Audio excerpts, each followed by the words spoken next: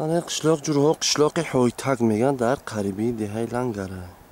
در قریبی لنگر حویتک.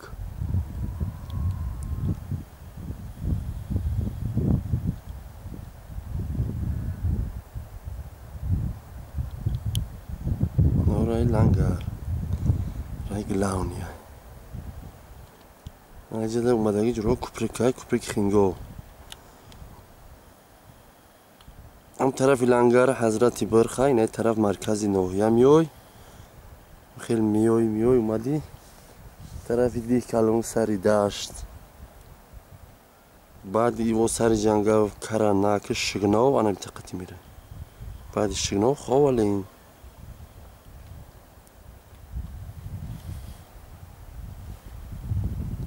او رای اوست میرفتگی رای طرفی وخیو های حضرتی برخ آن اینجا که میدروی درونی رایون قطی خواه این میوی میره.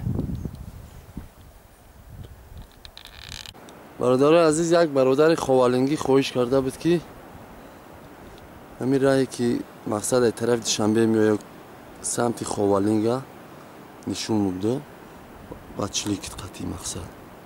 خب آن نمو راه جوشید نه طرف دوشنبه میوه جورا شهرهای کلون میوه اینجا ده کپریک کلون میگذاری طرف درون رایون میوه. خب رایون که اومدیم تا میگذاری بر درونی رایون. خب میوه قشلاقی دی کلون پدرول نخش رو در یک بلندی مینسیون که که سودیم. خب قشلاق دی کلون که گذاشت نیجه با یک کپریکاکی دیگه این کپریکا میگذاره میره و با واسطه ای این قشلاقو سر جنگا جورا. خب رفتگی میشوه کرانک انا جورا جون انا می اقبه شگنوای. خب یا 8 یا که 11 انیقش نمیدونم ای تایلره تا سر همی اقبه شگنوه و فکریم که 8 کیلومتر راه باشه.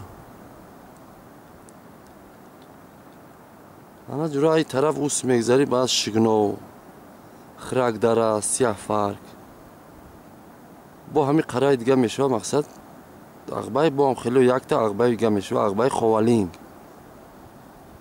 این از جورا جون همی مختصرک در بوره همی رای خوالینگ طویل داره.